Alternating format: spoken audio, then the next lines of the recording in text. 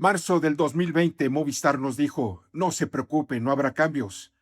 Yo sabía que eso no era verdad. Desde el 2018 las señales estaban ahí. El canal físico crujía, los números lo decían. Pero yo seguí operando el modelo que siempre había funcionado. 3 meses más. Y eso, muchachos, eso me costó. Hoy veo lo mismo en ejecutivos frente a la IA. Diferente tecnología, pero misma resistencia. Mismo cálculo equivocado. El problema, el problema nunca fue la tecnología, fue el momento en que decidiste que tu modelo todavía alcanzaba, cuando la verdad ya no alcanza.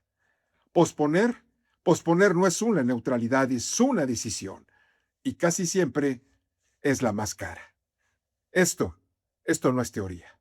Soy José Luis Arellano.